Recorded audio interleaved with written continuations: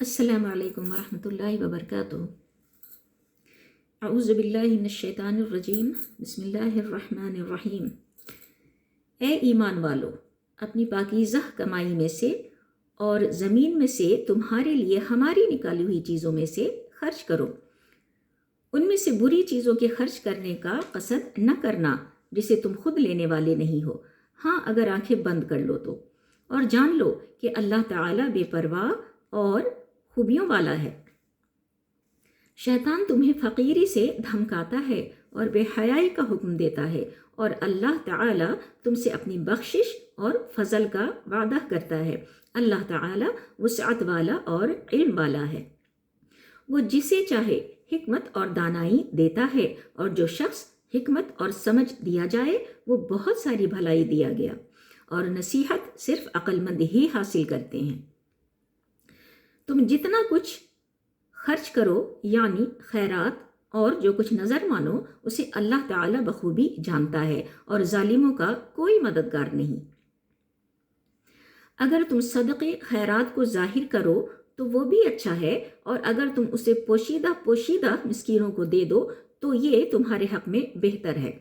اللہ تعالیٰ تمہارے گناہوں کو مٹا دے گا، اور اللہ تعالیٰ تمہارے تمام اعمال کی خبر رکھنے والا ہے۔ انہیں ہدایت پر لا کھڑا کرنا تیرے ذمے نہیں، بلکہ ہدایت اللہ تعالیٰ دیتا ہے جسے چاہتا ہے، اور تم جو بھلی چیز اللہ کی راہ میں دو گے اس کا فائدہ خود پاؤ گے۔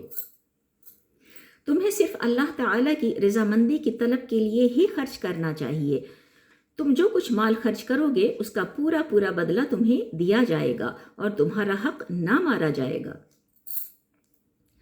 صدقات کے مستحق صرف وہ غربا ہیں جو اللہ کی راہ میں روک دیے گئے ہیں، جو ملک میں چل پھر نہیں سکتے۔ نادان لوگ ان کی بے سوالی کی وجہ سے انہیں مالدار خیال کرتے ہیں۔ آپ ان کے چہرے دیکھ کر قیافہ سے انہیں پہچان لیں گے۔ وہ لوگوں سے چمٹ کر سوال نہیں کرتے۔ تم جو کچھ مال خرچ کرو تو اللہ تعالیٰ اس کا جاننے والا ہے۔ جو لوگ اپنے مالوں کو رات دن چھپے کھلے خرچ کرتے ہیں ان کے لیے ان کے رب تعالیٰ کے پاس اجر ہے، اور نہ انہیں خوف ہے اور نہ غمگینی۔ سود خور لوگ نہ کھڑے ہوں گے مگر اسی طرح جس طرح وہ کھڑا ہوتا ہے جسے شیطان چھو کر خبتی بنا دے۔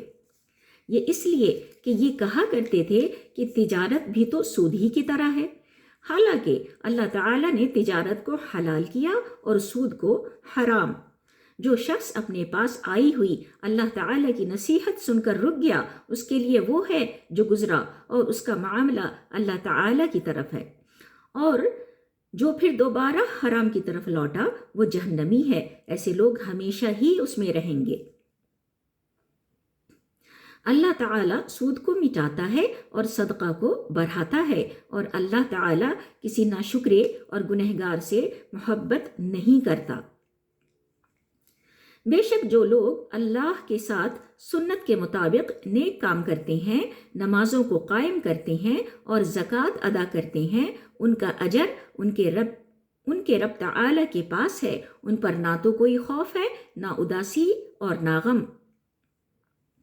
اے ایمان والو، اللہ تعالیٰ سے ڈرو، اور جو سود باقی رہ گیا ہے وہ چھوڑ دو اگر تم سچ مچ ایمان والے ہو، اور اگر ایسا نہیں کرتے تو اللہ تعالیٰ سے اور اس کے رسول سے لڑنے کے لیے تیار ہو جاؤ۔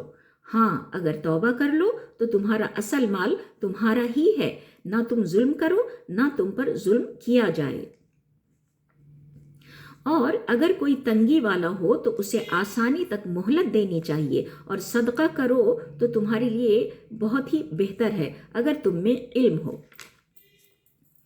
اور اس دن سے ڈرو جس میں تم سب اللہ تعالیٰ کی طرف لوٹائے جاؤ گے، اور ہر شخص کو اس کے اعمال کا پورا بدلہ دیا جائے گا، اور ان پر ظلم نہیں کیا جائے گا۔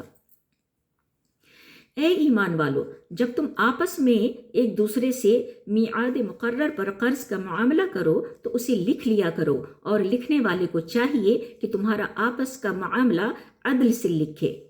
کاتب کو چاہیے کہ لکھنے سے انکار نہ کرے جیسے اللہ تعالیٰ نے اسے سکھایا ہے، بس اسے بھی لکھ دینا چاہیے، اور جس کے ذمے حق ہو وہ لکھوائے اور اپنے اللہ تعالیٰ سے ڈرے جو اس کا رب ہے، اور حق میں سے کچھ گھٹائے نہیں۔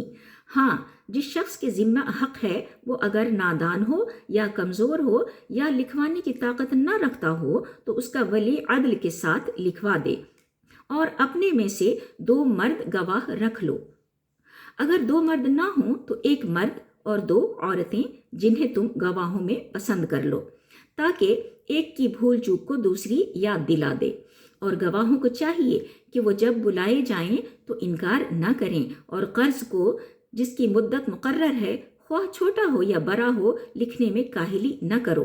اللہ تعالیٰ کے نزدیک یہ بات بہت انصاف والی ہے اور گواہی کو بھی درست رکھنے والی اور شک و شبہ سے بھی زیادہ بچانے والی ہے۔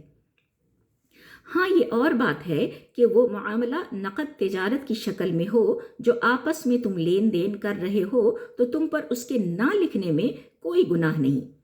خرید و فروخت کے وقت بھی گواہ مقرر کر لیا کرو، اور یاد رکھو کہ نہ تو لکھنے والے کو نقصان پہنچایا جائے نہ گواہ کو، اور اگر تم یہ کرو تو یہ تمہاری کھلی نافرمانی ہے۔ اللہ تعالیٰ سے ڈرو، اللہ تمہیں تعلیم دے رہا ہے اور اللہ تعالیٰ ہر چیز کو خوب جاننے والا ہے۔ اور اگر تم سفر میں ہو اور لکھنے والا نہ پاؤ تو رہن قبضہ میں رکھ لیا کرو۔ ہاں، اگر آپس میں ایک دوسرے سے مطمئن ہو تو جسے امانت دی گئی ہے وہ اسے ادا کر دے، اور اللہ تعالیٰ سے ڈرتا رہے جو اس کا رب ہے۔ اور گواہی کو نہ چھپاؤ، اور جو اسے چھپا لے وہ گنہگار دل والا ہے، اور جو کچھ تم کرتے ہو اسے اللہ تعالیٰ خوب جانتا ہے۔ آسمانوں اور زمین کی ہر چیز اللہ تعالیٰ ہی کی ملکیت ہے۔ تمہارے دلوں میں جو کچھ ہے اسے تم ظاہر کرو یا چھپاؤ، اللہ تعالیٰ اس کا حساب تم سے لے گا، پھر جسے چاہے بخشے اور جسے چاہے سزا دے، اور اللہ تعالیٰ ہر چیز پر قادر ہے۔